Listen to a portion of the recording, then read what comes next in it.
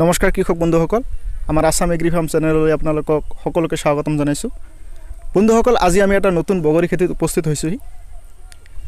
তেখেতে আগৰে পৰা বগৰী খেতি কৰি আছে আৰু তেখেতৰ পৰা আমি বগৰী খেতি শিকিছোঁ। একচুৱেলি ই আচলতে অসমৰ মানুহ নহয়, বেংগলত থাকে আৰু ইয়াতে মাটি লিজত লৈ এখেতে খেতি কৰি আছে। আৰু আমাৰ অঞ্চলত যিখিনি বগৰী খেতি কৰি আছে, মোৰ লগতে আৰু যিখিনি খেতিয়কে বগৰী খেতি কৰি আছে, একচুৱেলি তেখেতৰ পৰাই এই বগৰী খেতিৰ শিক্ষাটো লৈছে, কেনেকৈ কৰিব লাগে। তেখেতৰ লগত আজি আমি কথা পাতিম। তেখেত আমার লগত উপস্থিত আছে আজি। আমার নাম তো আব্দুল রহিম, বাসা কুচবিহার। এখানে আমি আসামে এসে এই যে তাল টুল করি, বড়ইয়ের টাল করতেছি। ইয়াতে কিমান খেতি কৰিছে, কিমানখিনি জায়গাত আপনি খেতি কৰিছে? যাওয়া বছর অল্প ছিল, কিন্তু এবার একটু বেশি করা হয়েছে। যাওয়া বছর এখানে ফার্স্টে এসে 100টার মতো গাছ ছিল আমার, আর অন্য লোকে লাগিয়ে দিয়েছি। আমার 100টা গাছ ছিল আর কি। 100টা গছত আপনি ধরক 100টা গছত কিমান মানে বগৰী বিক্রি করেছে আর কিমান টাকা পাইছে? এখানে ধরেন 60 টাকা কিলো থেকে 70-80 টাকা কিলো পাইকারি দেওয়া হয়েছে, তাতে আমি খরচা বাদে 1,40,000 টাকা পাইছি। 60টা গছতে না, 100টা গাছে। 100টা গছ, হ্যাঁ। আচ্ছা, এইবার কিমানখিনি গছৰ খেতি কৰিছে? এখানে 175 পিস গাছ আছে। 175? হ্যাঁ, 175টা। আৰু আমাৰ অঞ্চলত এইবাৰ কিন্তু ইমান বগৰী লগা নাই। বিশেষকৈ মোৰ খেতিতো তেনেকুৱা বগৰী এইবাৰ নাই, বতৰৰ কাৰণে এনেকুৱা হৈছে। আচ্ছা, বাৰিষা বেছি হ'ল আৰু তাৰপিছত এনেকৈ হঠাৎ খৰাং হ'ল, যাৰ কাৰণে বগৰীৰ ফুলবিলাক মৰি গৈছে। কিন্তু আপোনাৰ খেতিত চাইছোঁ যথেষ্ট বগৰী আছে। কি পদ্ধতি অৱলম্বন কৰিছে আপনি? না, যেটা এবার ওয়েদারটা ভালো ছিল না, এবার খুব বর্ষার জন্য বৃষ্টিতে ফুলগুলো অনেক ঝরে গেছে। কিন্তু আমার কাছে যেটুক বড়ই আছে তাতে মোটামুটি পার গাছে 20 কিলো করে বড়ই আসবে। এইটোই সুধিছোঁ, আপনি এই কি পদ্ধতি অৱলম্বন কৰিছে যাৰ কাৰণে আপোনাৰ বগৰীবিলাক থাকিল? এইটা পদ্ধতি তেমন কিছু না, এটাতে পরিশ্রম হবে না। একটা লোক যদি ইচ্ছা করে 5 বিঘা বড়ই ক্ষেত করতে পারবে, একটা কামলার প্রয়োজন নাই। এটা আপনি গাড়লেন, গোবর, সুপার, পটাশ, অল্প ফোরাটন দিয়ে লাগালেন, লাগাবার 1 মাস পর একটু সেচ দিয়ে দিলেন, যদি খরা থাকে সেচ দেওয়ার পর তারপরে আপনি আস্তে আস্তে মাঝে মধ্যে 2 মাস 3 মাস পর পর একটু করে সার দিয়ে দিবেন, হয়ে যাবে। যখন ফুল আসবে, এই ফুলের সময় আপনাকে তখন কিন্তু এই ফুলটাতে ধসা বা পোকা ধরতে পারে, তার জন্য আপনাকে মেডিসিন ইউজ করতে হবে। কিন্তু মেডিসিন আপনি যেটা ধসা পচার জন্য শুধু মেডিসিনটা, কিন্তু ফুল আসার সময় কিন্তু বিষ দেওয়া যাবে না। বিষ দিলে তাহলে কিন্তু ফুল ঝুলে যাবে। আর ফুলৰ টাইমত ফুলবিলাক থাকিবৰ কাৰণে আমি সাধাৰণতে এমিষ্টাৰ টপ ব্যবহার কৰো। হ্যাঁ, এমিষ্টার, টাইজোফক্স, আপনি এগুলোর ভিতর ধসা পচার যে কোনো মেডিসিন দিলেই হবে। 10 দিন পর পর একটা করে স্প্রে, মোটামুটি 3টে স্প্রে দিয়ে দিলে হয়ে যাবে।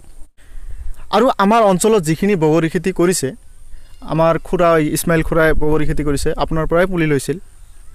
আৰু কলিকাতাৰ পৰা যিবিলাক পুলি আহে সেইখিনি, আৰু আপুনি যিবিলাক পুলি দিছে আমাক, আমাৰ খুৰাক দিছে নাইবা মোক দিছে, সেই পুলিখিনি কেনেকুৱা পাৰ্থক্য? সেই হিচাপত মানে কলকাতাৰ পুলিবিলাকত তেনেকুৱা ফল কিন্তু দেখা নাযায়, নাইবা গছৰ গ্ৰথটো তেনেকুৱা নাহে। এই পুলিটো কেনেকৈ তৈয়াৰ কৰে, নাইবা কি পদ্ধতিত তেখেতে গ্ৰাফটিং কৰে যাৰ কাৰণে পুলিবিলাক এনেকুৱা ভাল?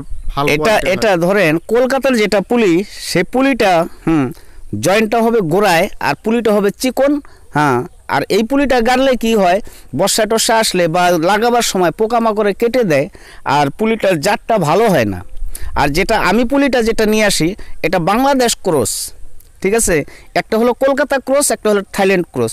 তো আমারটা হলো বাংলাদেশ ক্রস। এটা আপনি লাগাবেন, পোকামাকড়ে কাটতে পারবে না, পুলিটা থাকে মোটা।